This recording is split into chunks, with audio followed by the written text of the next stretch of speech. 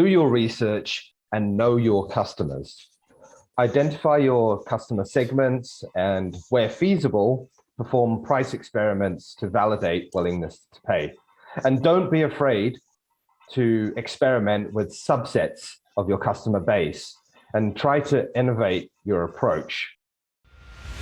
Coffee's for closers only. So we've established my proposal is sound in principle. Now we're just haggling over price. Let's see how much we're going for on eBay. It's the same as Dunkin' Donuts. Costs 15 times the price. Today's podcast is sponsored by Jennings Executive Search. I had a great conversation with John Jennings about the skills needed in different pricing roles. He and I think a lot alike. If you're looking for a new pricing role, or if you're trying to hire just the right pricing person, I strongly suggest you reach out to Jennings Executive Search. They specialize in placing pricing people. Say that 3 times fast. Welcome to Impact Pricing, the podcast where we discuss pricing, value, and the segmented relationship between them. I'm Mark Stiving, and today our guest is Ayon Bhattacharyya. Here are 3 things you want to know about Ayon before we start. He has been in pricing for over 13 years. He currently runs his own consulting company in Auckland, New Zealand, and he's an ex-adrenaline junkie, as am I. So welcome, Ayon. Thank you very much. Pleasure to be on the show. Yeah, it's going to be fun. So how did you get into pricing?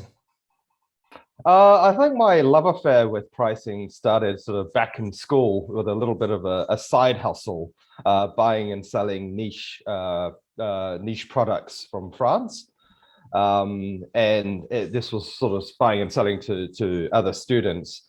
And one thing I realized was that I would keep increasing the price until I hit some sort of resistance, or I started to lose customers. And it turned out to be quite a savvy way to gauge willingness to pay. Fast forward 10 years, and probably my first major kind of venture into the world of pricing and revenue management was at British Airways, which is obviously one of the most sophisticated industries that you can go into with regards to, price and inventory management. The customer segmentation and price fences that they have in place. So that really sort of sparked my passion. But I've always been sort of intrigued by the psychology behind how consumers make, purchase decisions. And I love the fact that price is both an art and science. It's an art in the sense that value isn't always sort of easily quantifiable. And it's a science in the sense that, data and analytics and pricing research are your best friend. Yeah. Cool. So I'm always jealous of people who got to price in the airline industry because, from an outside point of view, we see so many weird things going on. And I would love to have sat inside there at one point in time and seen how they make those decisions. How do they decide what they're going to do here and there? But you mentioned price fences. Tell me about price fences in the airline industry. Yeah, so essentially, you've got to go through this demand forecasting. You're looking at things like seasonality. You're understanding the types of customers, that kind of fly on those routes, whether they're more heavily skewed towards business passengers or leisure passengers.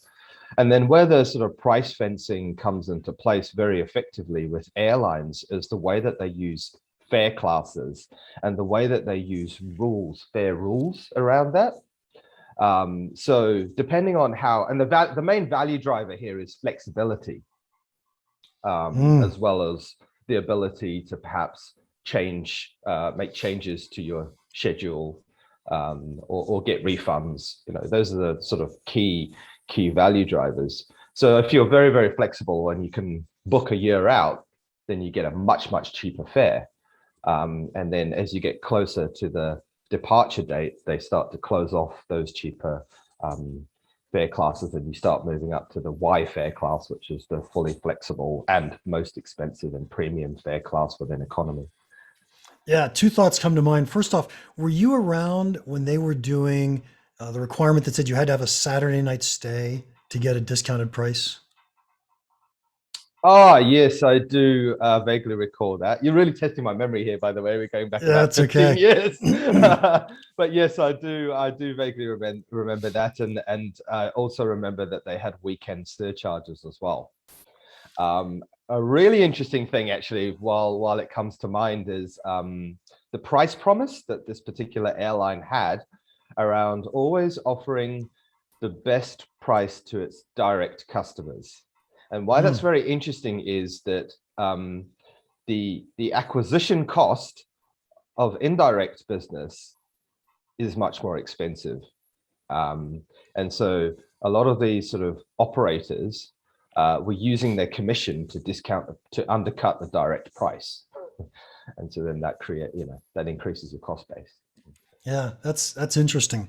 The other thing I wanted to ask you about, just because I find it fascinating and it seems counterintuitive to me, is airlines, they get more and more expensive as you're getting ready to take off, right? So you've got Mhm. the Y class. But if you think about it, it's a perishable good. It really should be getting less and less expensive trying to fill that seat. Mm. So, This is where they use sort of overbooking profiles and inventory management systems that essentially open up classes if they haven't got to a certain level of occupancy, seat factor, better word. Yeah. yeah, So it's all very intricately managed to ensure that you do not just fill the plane, but ideally you want to overbook that flight based on your no-show sort of percentage. yeah, nice. So, how did they know the difference between a business traveler and a leisure traveler? So essentially, it sort of comes down to the fare rules. So this is where the price fences really help to target, I guess, specific segments. So you could have a business passenger that books a year out, and but it's very unlikely that to be the Right. case, that they'd be that flexible. Um, Right. And so I guess what I was really curious about is they must have done research at some point in time to learn what mattered to business travelers versus leisure travelers. And then they created these fair rules around that. So, Oh, absolutely. Customer yeah. research is absolutely fundamental. I mean, I was working for a large sort of online marketplace in New Zealand not so long ago, and we did a conjoint study, which for those listeners who aren't that familiar with it, is like a choices analysis. So you put different combinations of features in front of customers at different price points, and that allows you to gauge two things. That allows you to gauge the importance of your value drivers, but it also gives you a sense of willingness to pay as well. So it's really, really good when you're looking at things like good, better, best type bundles. Um, yeah. Yeah. So what I found fascinating, we'll go to customer segments now because it all ties together, right? We've got leisure travelers, business travelers. We're doing conjoint studies. And when you do enough conjoint studies, you can actually start to create segments because now I know these types of people like this type of attribute or value driver. They have this willingness to pay. Pretty fascinating. Mm. And so, how do you think about customer segments? And let me just toss you that softball for a second before we dive into anything. Mhm. Yeah, I mean, from my personal perspective, from a less marketing and more pricing perspective, it is about the customer attributes and the value drivers specific to those segments that influence their willingness to pay. Um, and then there's the price fences, which essentially helps you to prevent that kind of crossover between segments, or revenue cannibalization, as we call it in the industry.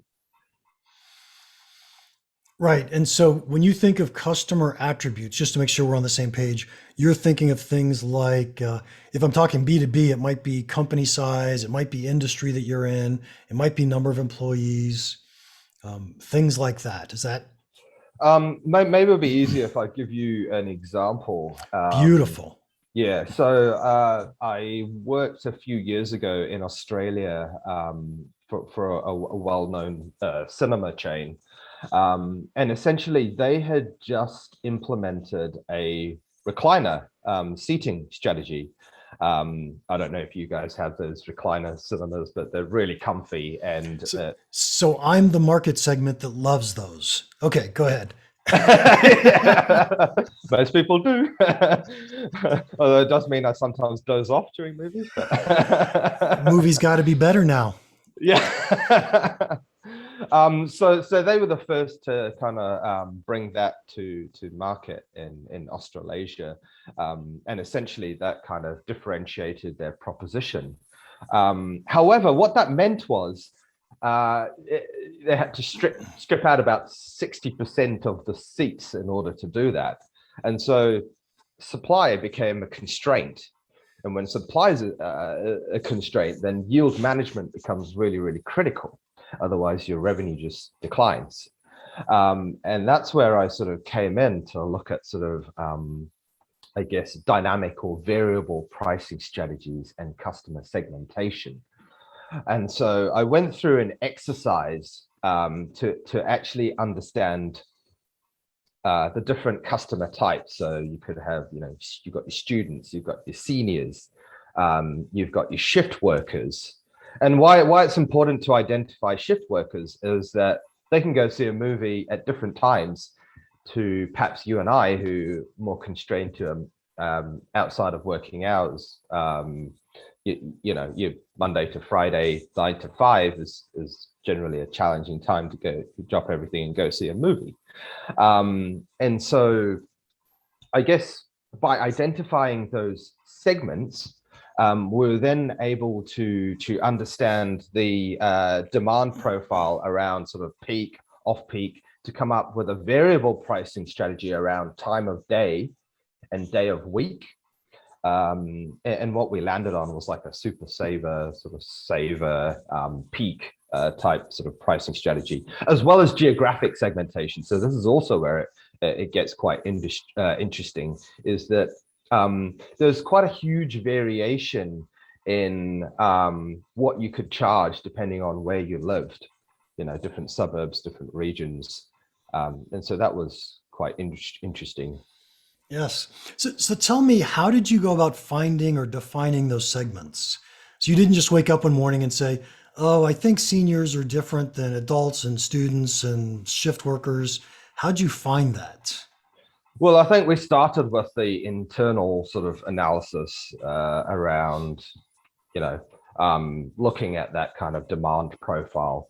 And then it was a case of actually going into the operational side of things. I actually made quite a few site visits to talk to customers, to actually gauge that sort of sentiment, to understand the demographics as well. Quite an interesting example, actually. There was one particular suburb where there were a lot more sort of retirees and they were ex-service people. And really, really interesting thing about the suburb and the mentality or sentiment and willingness to pay of the suburb is that they would not expect to or be willing to pay more than $10 a ticket, which was about 60% less than most other suburbs. And so we had to create, this price segment for this particular suburb just based on that segment and that willingness to pay. And so that was quite interesting. I think the other interesting thing was to be able to gauge value through these site visits, because not all cinemas are the same. You've got newer ones. You've got ones that are based in a Westfield, that have got greater footfall, and you've got all the amenities around and everything. So that also impacts on the overall experience and value proposition. And so, yeah, it's pretty fascinating. How far will people travel to go see a movie? And I asked that in the question that, I'm going to go to the theater down the street. I don't really care. But what if the theater 20 miles away had the recliners? Or what if the theater 20 miles away was $3 less a ticket? How do you find out who's going to travel?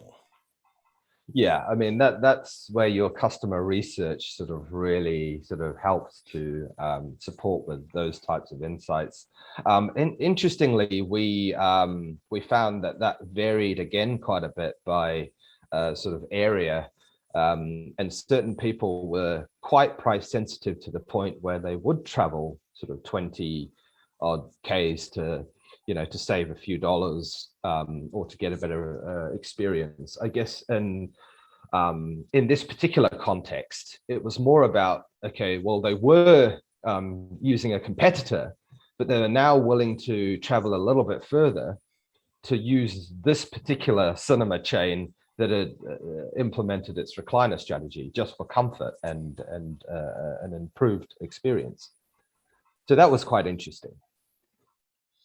Yeah, in all honesty, I drive farther for a recliner when I go to the movies. I'm with you on that one, Mark.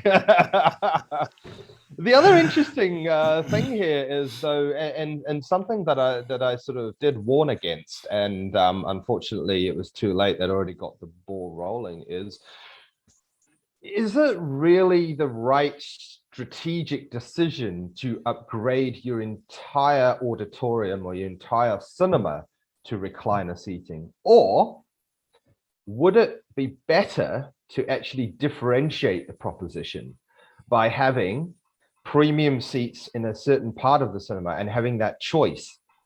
So you have that premium pricing option, and you perhaps have a cheaper pricing option for more price sensitive customers, but they get a slightly worse experience. Yes, and I could also see the same thing working if you had some theaters with recliners and some theaters with traditional seats, assuming these are multiple screens inside the same theater complex. Yeah. Right. And so now I could show the same movie in two different theaters, two different times, and charge two different prices. Yeah. It's all about choice. At the end of the day, the customer gets to choose greater value or less value. Yep. And they pay price based on value, price to value. Yes. Yes. So I often think, when I think of segmentation in the world of pricing, I always think of it in two big chunks. So we obviously have price segmentation. So we have some customers who are more price sensitive than other customers. But then we also have market segmentation. And I think of market segmentation as these are people who behave differently, have different willingness to pay, get different value than other markets. Now, I'm not sure if I can apply this to theaters very well, but I'm going to take a shot at it just for kicks. Sure. Right? So what if in the world of theaters, we called our market segments adults versus seniors and students? So those are two different market segments. And so I have two different prices, one for adults and one for seniors and students. And then I could say, well, I've got discounted pricing based on what time of day you go, or discounted pricing based on whether you're going to use a coupon or something else.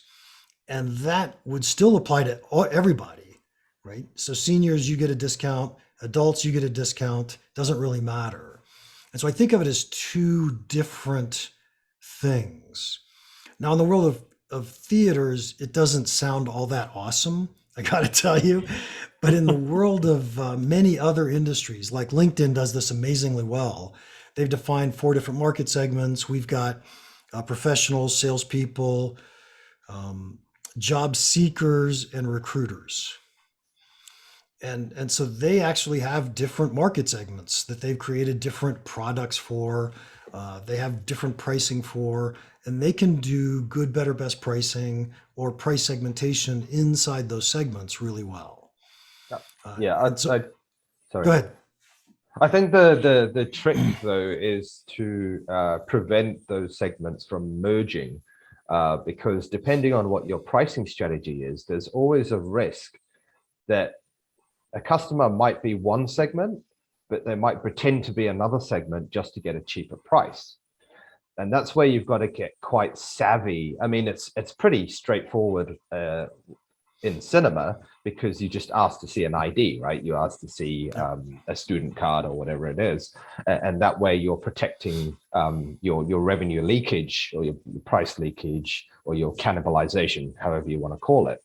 But I think with some certain other industries, it becomes a little bit challenging, where you're charging different pricing to different customer segments. There's always that risk that customers take advantage. There's a bit of game theory here, right? Yep. Customers will always try and game it. Yeah, we often see that if we're going to do price lists across borders for countries. And so sometimes people buy in one country and then they do the arbitrage and ship it into the other country at a lower price, or multinationals shop around and figure out which country can I buy this the cheapest at, and then they just distribute it from that point. Exactly. Yep, absolutely right. And so we have to be careful how we define market segments. I agree with you completely in that. In LinkedIn's world, it's pretty easy because they've created 4 different products, because each market segment has a different set of problems they're trying to solve.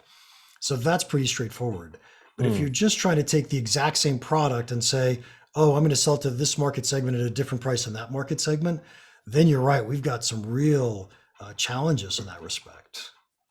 Yeah. And like you say, I think the best way to counter that is differentiating your value proposition. So if you're solving different problems, then you're able to customize that value proposition to the segment, and that helps to mitigate that risk of segments merging. Yeah, cool. So Ayon, you are a Kiwi who doesn't speak with a Kiwi accent, and you've lived in Australia. So before this, you told me you were in the UK, Australia, and New Zealand. Yeah. Out of curiosity, do you see any difference in the world of pricing in those 3 countries? Oh, absolutely. Absolutely. The UK is a very different market in terms of how competitive it is, I think, and just in terms of business maturity as well.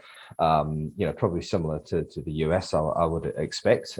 They have fairly established pricing functions in most major organizations.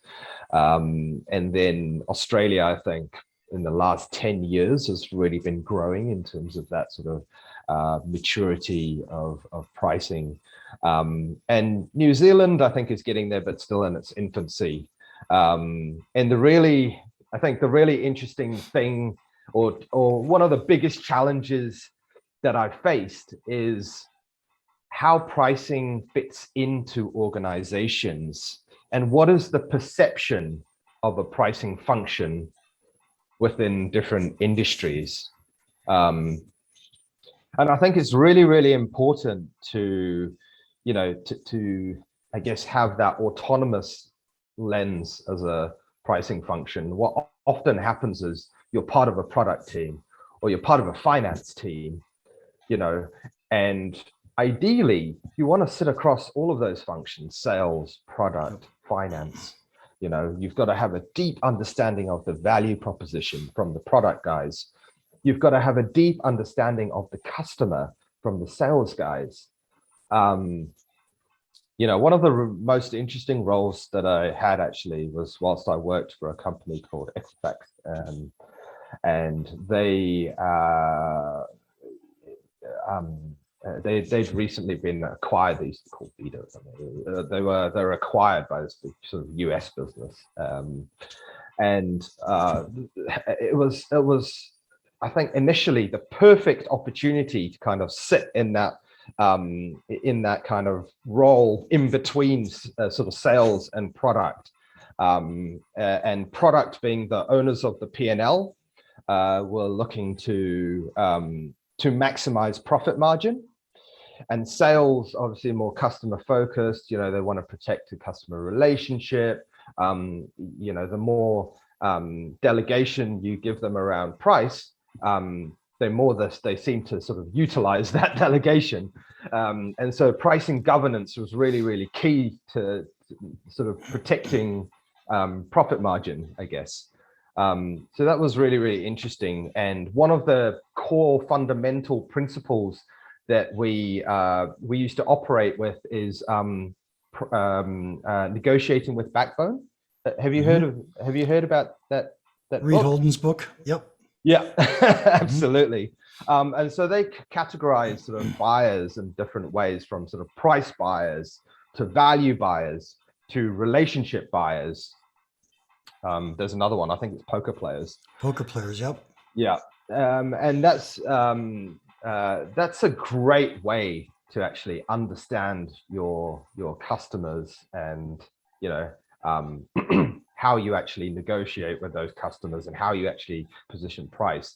I think one of the styles on your podcast has made reference to the importance of not leading with price, and I absolutely 100% stand by that.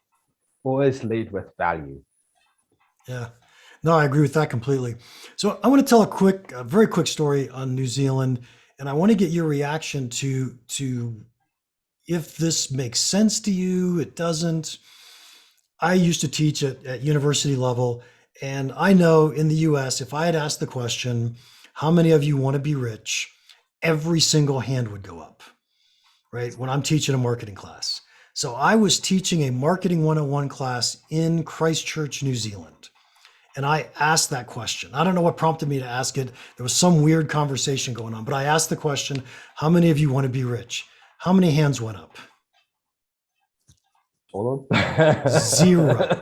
No one wants Zero.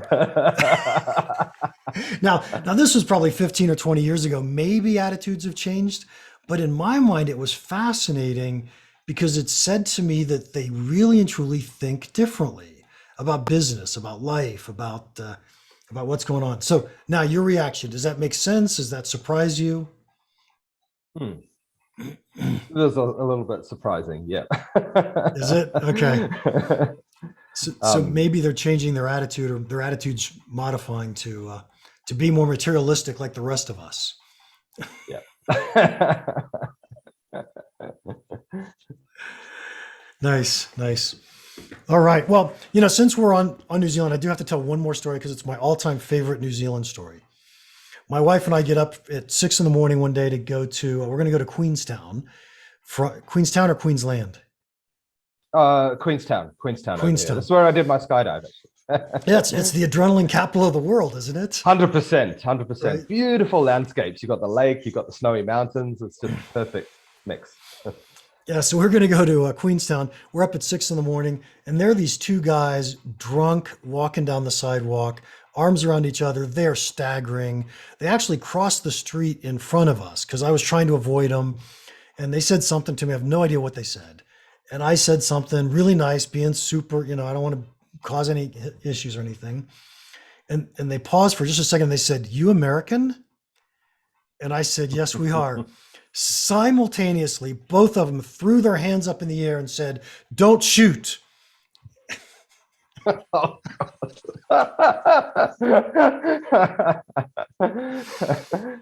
And that's got to be my all-time favorite New Zealand story because it says what New Zealanders think about Americans.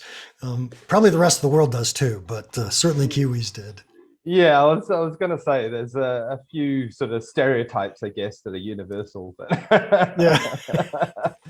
I was at a casino once, and I was sort of sat next to an American guy, and I sort of said to him, "Oh, so where are you from?" He goes, "I'm from God's country." Oh, God. Must have been a Texan. Yeah. Ayon, we're going to have to wrap this up, but final question for you. What's one piece of pricing advice you could give our listeners that you think could have a big impact on their business? Oh, one piece of pricing advice. I would probably say the most important thing for me is do your research and know your customers. Identify your customer segments, and where feasible, perform price experiments to validate willingness to pay. And don't be afraid to experiment with subsets of your customer base and try to innovate your approach. I think there is a fear often around raising prices, but if you're able to support that with additional value, then usually your customers are quite receptive to that. Yeah. I think that's great. And I don't think I've ever heard anybody say the words this way, but I really liked what you said. And that was experiment with a subset of your market. Absolutely. Totally. It should be relatively easy to do, and we don't have to go risk the whole marketplace. So, yeah, I mean, it depends on the size of your customer base. If you're working for an e-commerce firm, for example, like an online marketplace, then, you're in cloud nine in terms of, you've got so many customers that you can subset and experiment with without lifting anchor, because this is a really important part of behavioral economics, is anchoring. And you have to be very, very careful about lifting anchor, because it takes quite a while then if you do discounting and that sort of thing, it takes quite a while to reposition that anchor back to where you want it. Yep. Nice. Ayon, we're going to have to wrap this up. Thank you so much for your time today. If anybody wants to contact you, how can they do that? So a great way to contact me is through my website, www.bizgrowthspurt.com. That's BIZ growth spurt SPURT.com, or through my LinkedIn profile, which I believe you'll be sharing with listeners. Yeah, that'll certainly be on the show notes. And for all you Americans, that was BIZ. Okay, just thought you'd want to know that. Yeah. Cultural pronunciation differences. All right, episode 139 is all done. Thank you so much for listening. If you enjoyed this, would you please leave us a rating and a review? They're very valuable to us. Also, check out my new book, Win, Keep, Grow, How to Price and Package to Accelerate Your Subscription Business. Love to get your reviews on Amazon for that as well. And finally, if you have any questions or comments about the podcast or pricing in general, feel free to email me, mark@impactpricing.com. Now, go make an impact. Thanks again to Jennings Executive Search for sponsoring our podcast. If you're looking to hire someone in pricing, I suggest you contact someone who knows pricing people. Contact Jennings Executive Search.